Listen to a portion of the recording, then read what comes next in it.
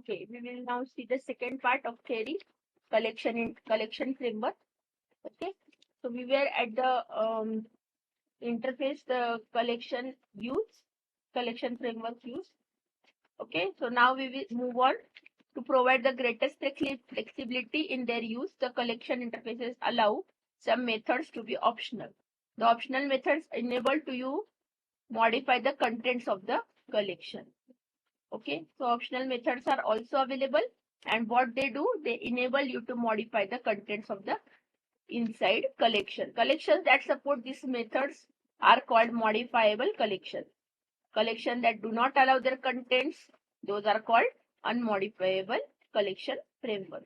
If an attempt is made to use one of these methods on an unmodifiable collection, an unsupported operation exception is thrown.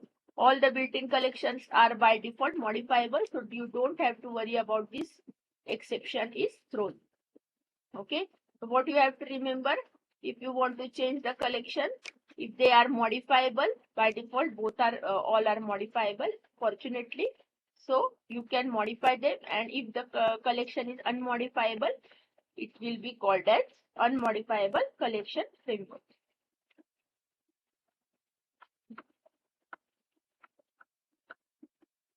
The collection interface.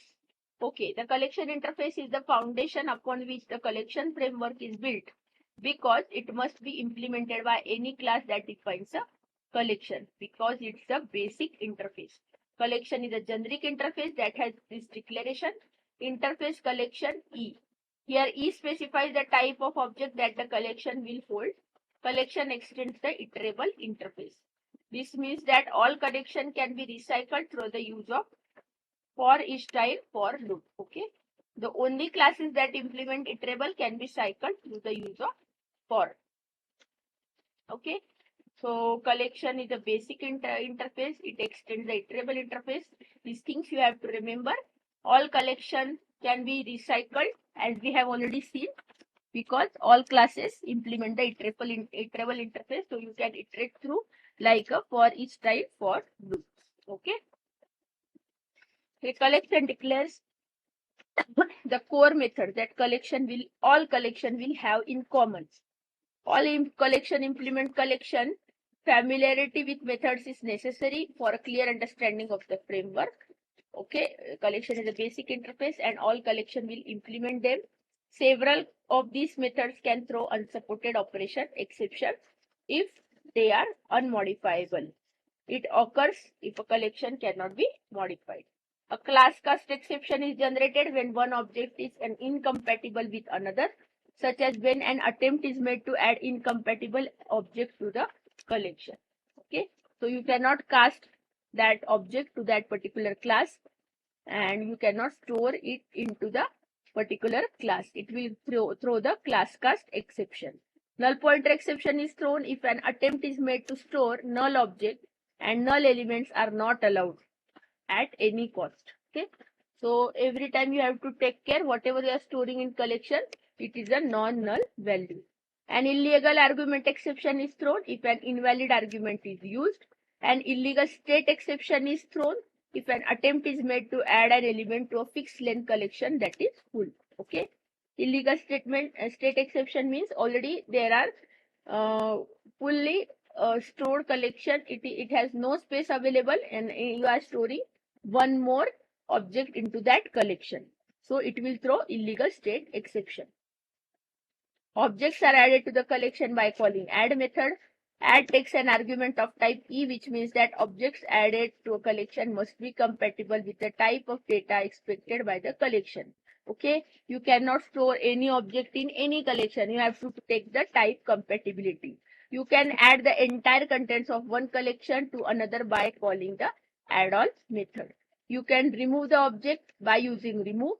To remove a group of objects, you will use call remove all, like add all. You can remove all elements except those specified by group by calling return all method. To empty a collection, call clear method. You can determine where the collection contains a specific object by calling contents method. To determine one collection contains all members of another, call the contents all. So contains all will have a parameter as a collection.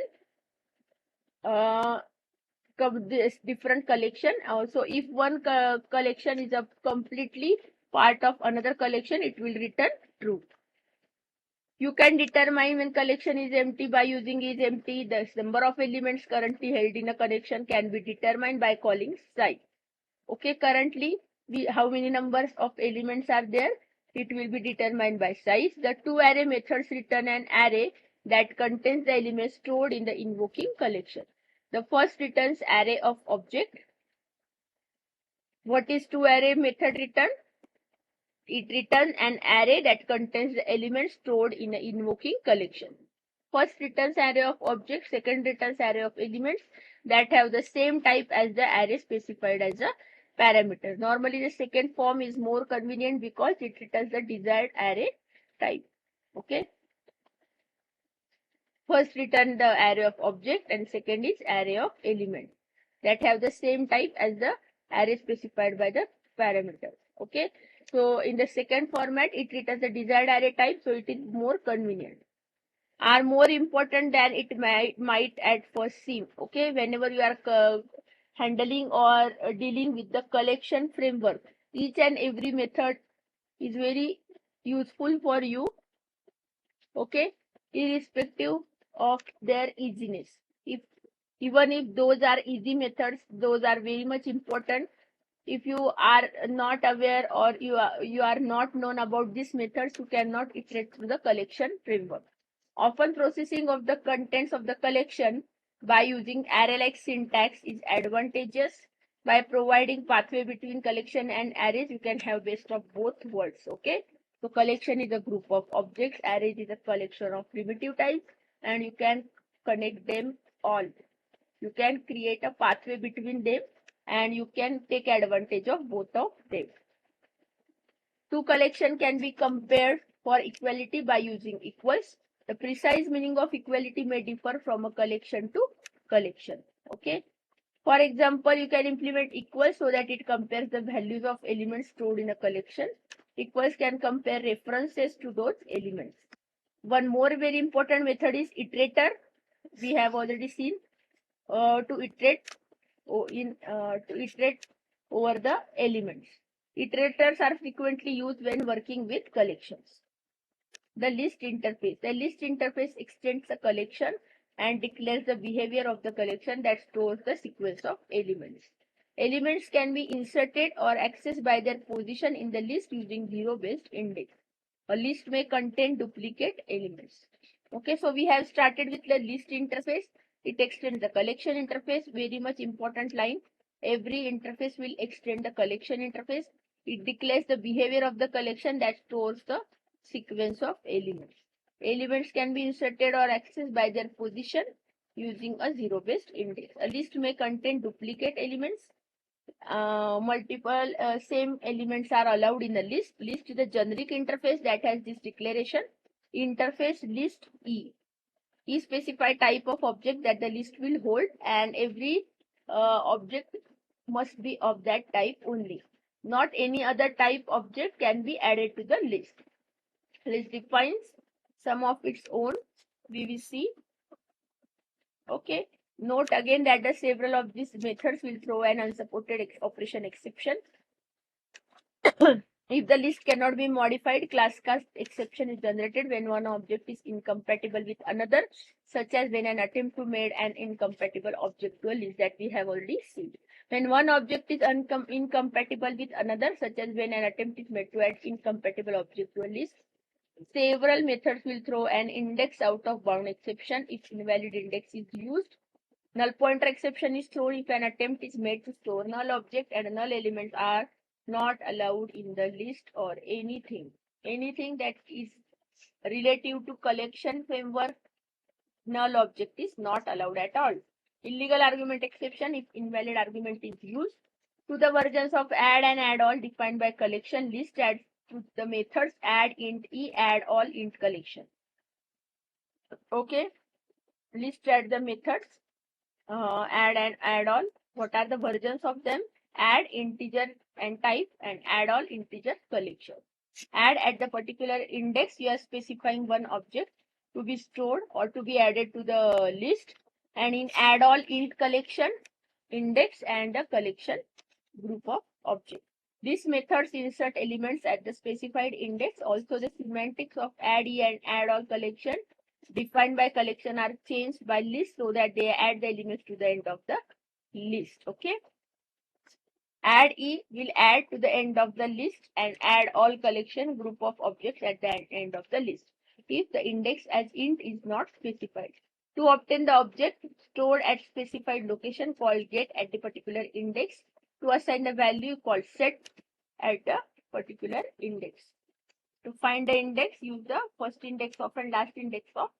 We have already seen how these functions work in the last chapter, that is exploring java.lang, how they use. And these methods are generally similar for all of them.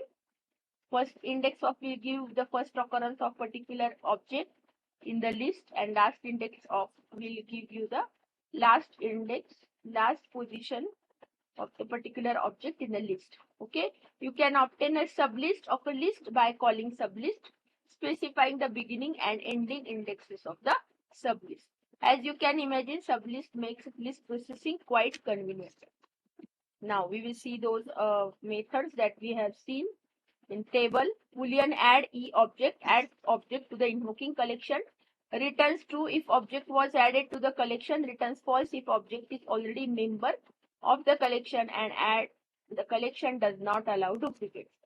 Boolean add all collection extends C, adds all the elements of the C to the invoking collection, returns true if the operation succeeded and the elements were added, otherwise returns false. Void clear removes all elements from the invoking collection. Boolean contains returns true if object is an element of the invoking collection, otherwise returns false. Boolean contains all collection if returns true if invoking collection contains all elements of the C, otherwise it returns false. Boolean equals object returns true if the invoking collection and object are equal, otherwise it returns false. Integer hash code returns the hash code for the invoking collection. Boolean is empty returns true if the invoking collection is empty, otherwise it returns false. Iterator it returns an iterator for the invoking collection, removes one instance of the object from the collection. Okay, remove object will remove one instance of the object from the invoking collection, returns true if the element was removed, otherwise it returns false. Boolean remove all collection C removes all elements of C from the invoking collection, returns true if the collection changed, elements were removed, otherwise it returns false. Boolean retain all collection C removes all elements from the invoking collection except those in C, returns true if the collection changed, that is elements were removed, otherwise it returns false. If the return operation is successful, it will return true, otherwise it will return false. Integer size will give you the number of elements held. Object to array will give you the array of the collection objects. Returns an array that contains all elements stored in the invoking collection. The array elements are copies of the collection elements. T2 array, T array returns an array that contains the elements of the invoking collection. The array elements are copies of the collection elements. If the size of array equals the number of elements, these are written in array. If the size of array is less than the number of elements, new array of the necessary size is allocated and returned. If the size of array equals the number of elements, they are written in array. If the size is less than the number of elements, new array of necessary size is allocated and returned. Okay. If specified array is lesser, new array is allocated. If the size of array is greater than the number of elements, the array element following the last collection element is set to null. An array store exception is thrown if any collection element has a type that is not a subtype of an array. Then add index object. Insert object into the invoking list at the index passed in the index. Any pre-existing elements at or beyond the point of insertion are shifted up. Thus, no elements are overwritten. Okay. What it is doing? The object element into the invoking list at the index passed in the index. Any pre-existing elements at or beyond the point of the insertion are shifted up. Okay. So, those are not overwritten, and those are not lost. Boolean add all integer index collection extends E. C inserts all elements of C into the invoking list at the index passed in index. Any pre-existing elements at or beyond the point of insertion are shifted up. Thus, no elements are overwritten.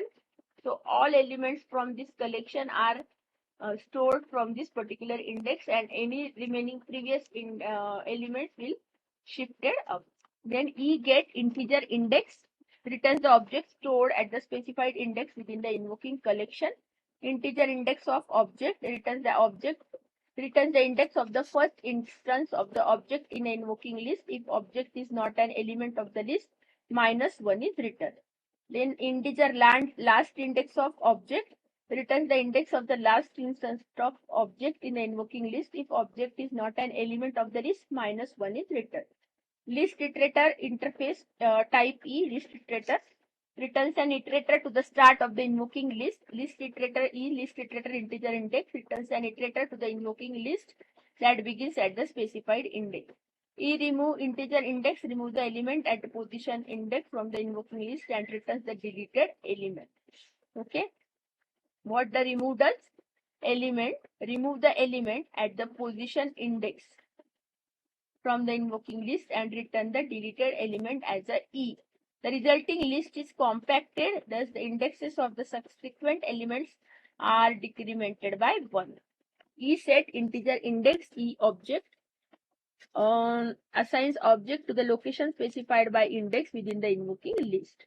List E sublist start end returns a list that includes elements from start to end -1 in the invoking list. Elements are in the return list are also referenced by the invoking object. Now second interface is set interface. Okay, the set interface defines set. It extends collection and declares the behavior of a collection that does not allow duplicate elements. Okay, in the list interface we were having duplicate interface, those were allowed, but here in set interface duplicate elements are not allowed. Therefore, the add method returns false if an attempt is made to add duplicate elements to the set. It does not define any additional methods of its own. Set is a generic interface set E. Here E specifies the type of objects that set will hold. The sorted set interface. The sorted set interface extends set interface and declares the behavior of a set stored in ascending order. Sorted set is a generic interface that has this declaration interface sorted set E. Here E specifies the type of object that the set will hold. In addition to those methods defined by set, the sorted set interface declares the method summarized now in the table. Okay, what is the syntax of sorted set interface, sorted set and E specifies the type of object that the set will hold. Now we will see those methods. Comparator super E comparator returns the invoking sorted sets comparator. If the natural ordering is used for this set, null is returned. E first returns the first element in the invoking sorted set. Sorted set E head set E end returns a sorted set containing those elements less than the end that are contained in the invoking sorted set. Elements in the return sorted set are also referenced by the invoking sorted set. E last returns the last element in the invoking sorted set.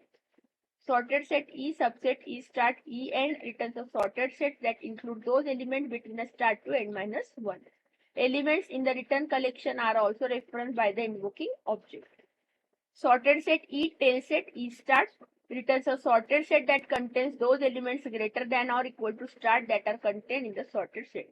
Elements in the return set are also referenced by the invoking object.